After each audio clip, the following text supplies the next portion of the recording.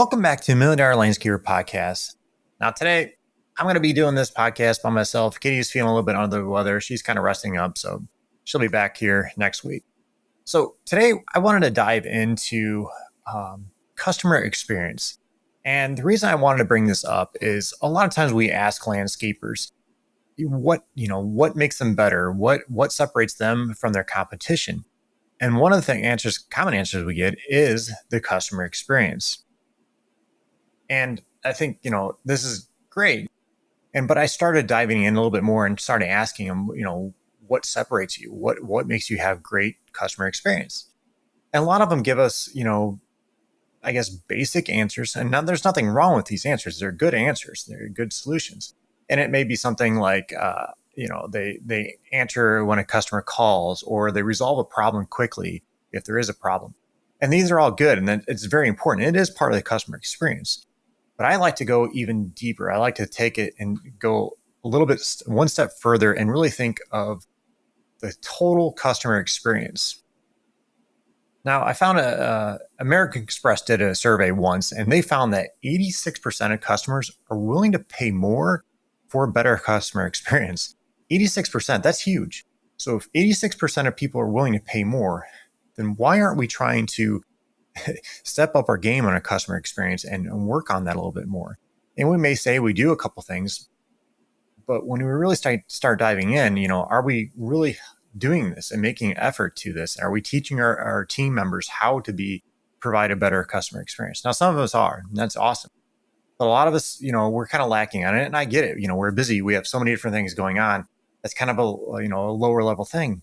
But again, think about it. If 86% are willing to pay more, then why aren't we spending the money and time to improve this, to get that more money, to increase our profits on these jobs? So that's what I really want to dive into today. Another survey I found was by the Temkin group. They're now called, I think, Qualtrics. Anyhow, they studied 10,000 customers and over 300 companies. And what they found was there's actually been a decline in people scoring their customer experience. It's great, good, and best, and they're starting to see a decline in this. So again, this is something that we can easily do, and a lot of times it can be done fairly cheaply to improve our customer experience. So I kind of want to dive into this. And again, you may be asking, well, what does a customer experience mean to you? And that's a great question. So I think a great customer experience starts even before they become a customer, when they're just a prospect. So we need to start looking at, when a customer is looking for a landscape company or a lawn maintenance company or whatever, the irrigation company, whatever you provide or service you provide, what do they see? Are they going to your website? Do they see a good quality website? Are they looking and seeing good Google reviews, Facebook reviews? What are they seeing on your social media posts? Is it just kind of generic, just pictures, or are you providing information and showing your team and showing, the different things you do in your community or these different type of things? All this is very important. And I always like to tell everybody that's in our Million Dollar Academy is to think about when you go to purchase something. We'll throw out an example. If you are looking for a plumber for some reason, do you just go and Google plumbers in my area and start calling? Probably not. You start probably kind of looking into the website, seeing what kind of things they do, looking at the reviews and stuff like that. Personally, when I'm buying something on Amazon, I look at the reviews, especially if it's something I'm not really sure on. I'm not sure of a brand or whatever. I look at the reviews. If it has higher ratings, I probably have a better chance of me purchasing that. And the same thing goes from your customers. So the first experience is very important. And it even goes beyond their website and Facebook too. It goes on to when your team is out on the field or driving down the road. What do your trucks look like? What do your team members look like? Are they dressed in the same types of uniforms? Are they dirty? Jeans torn, and they're cussing and smoking and flipping the cigarettes out and flipping each other off. I get all that goofball stuff. But this does not create a good customer experience, especially for a prospect. So these are the types of things that we really need to train our team on to think about. It goes beyond just, like I said, the website and everything else, your salesperson or you going out and doing your sales. It's everybody as a whole. So we really need to start looking at these types of things because first impressions do matter. So the next step, I guess, is looking, since they found you online, how they go about calling or making a website inquiry on having some work done. So when they contact you, if they call you on the phone, whether it's you or your secretary or bookkeeper or whoever answers the phone, how do they answer the phone? Are they pleasant? They are very kind, or are they just kind of, hello, hey? No, it needs to be, hey, this is Scott Molchan with the $1 Million Landscaper. How are you doing? Hope you're having a great day, or something along those lines. You need to be energetic. And one of the things I always tell people is to smile when you're talking. Smile. And like I've had people that would take and put little post-it notes on their computer screen, as they're taking down information. And it says smile. Always be smiling. And this goes a long way to that customer. Again, it's all these first impressions. Now, if they make like an inquiry on your website, for example, do they get an email right away? In that email, does it talk a little bit about your business? Does it provide them some kind of educational material, direct them to like a video that you've done on your team or about your business, or the next steps or whatever? Does that email include when you're going to contact them? If it just says thank you for your information, someone will be in touch. Well, is that that somebody going to be in touch with them tomorrow, 2 weeks, 1 week, whatever it is? We need to let the customer know, or the prospect know, how long it's going to be. This all goes into that great customer experience. So then the next step would be, when somebody goes out to actually meet with a customer, how does that experience go? Are you listening to the customer? Are you taking notes and writing down everything saying, asking great questions? We needed to be doing more than just telling how great your company is. We need to be listening to the customer and finding out actually what they need, and using those words that the customer tells you. What a good example of this would be is in our business, my father's landscape business, we would call ourselves the hardscapes and water feature specialists. And what I found over time was people didn't really understand what hardscapes were. Some people did, but most did not understand hardscapes. They just kind of went along with it, whatever. And what we found is we actually needed to kind of change our wording to brick patios or retaining walls or walls, block walls. And what I mean by this is when the customer is saying, hey, I'd like to have a brick patio here. Okay, that's when I'm going to tell the customer, okay, so you want a brick patio like this shape, this wide, whatever it is. I'm not going to say you want a hardscape. They don't understand that. So you need to use the terms that they're using or terms they actually understand. And again, this all goes back to your customer experience.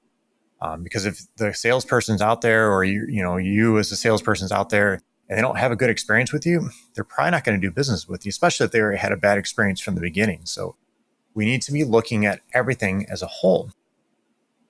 And then the next step would be, if you get the job, how does your team interact out there?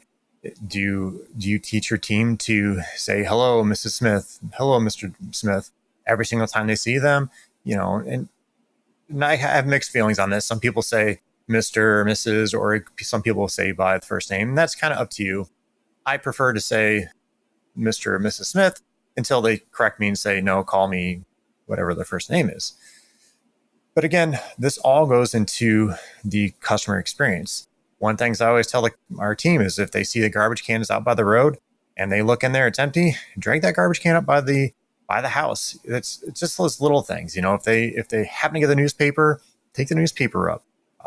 If I'm walking up to the job in the very first thing in the morning and I see they have a newspaper there, I'm going to pick it up. I'm going to knock on the door and say, hello, Mrs. Smith. Today we're here to do such and such work. Here's your newspaper. It's just these little bitty things that really create that great customer experience. And these are, like I said, don't cost you anything. It takes very little of your time to kind of do these types of things. So I always like to tell people, you need to think everything as a whole with your customer experience. So, I guess one more thing I will say is, if you don't get the job, you just kind of let it go. Well, you can. I would recommend that you continue to email that customer or contact that customer. Send them some, like a survey. Why didn't they go with you? Or call up, 2 weeks later.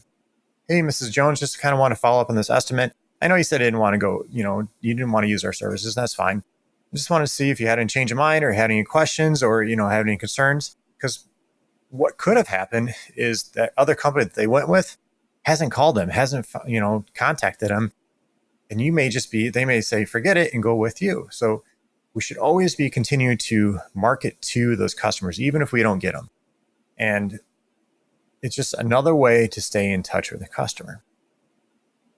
So now you've done the job, we'll say. You completed the work, the customer's blown away by it.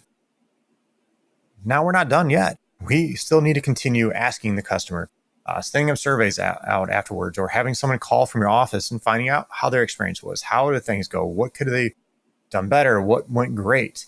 Asking for those testimonials, or to go leave a review on your Facebook page or Google reviews, what have you.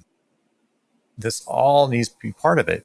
And we're still, even when the customer's done and they've done the survey and everything else, we need to continue to email them and let them know of other services or upsells.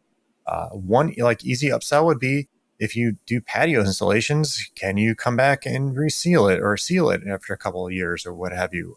And power wash it, those types of things. If you do landscape lightings, let them know that, hey, we offer landscape lighting.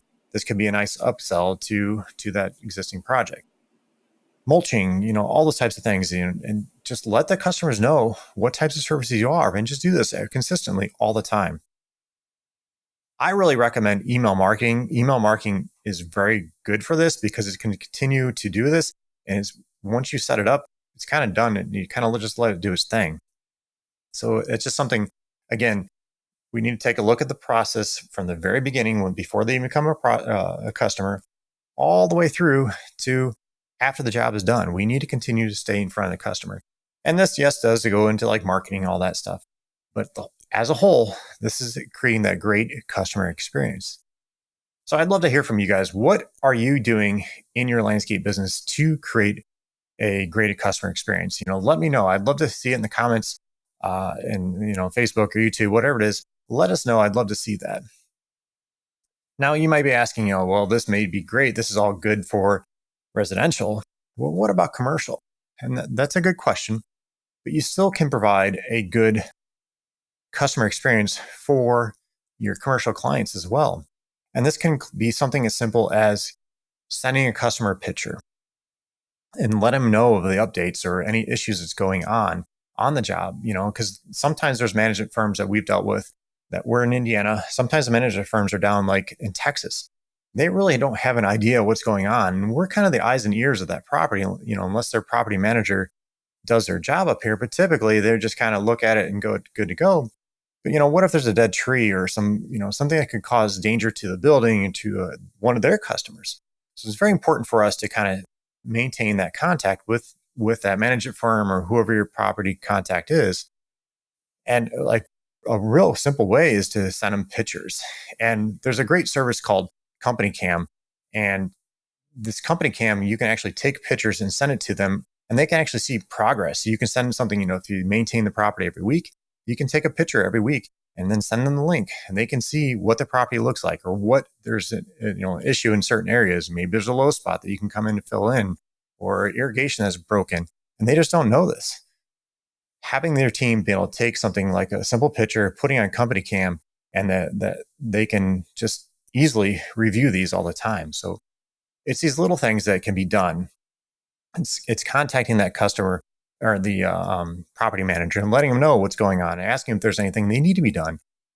And just staying in front of that customer, that property manager is very important. So it does go more than just residential.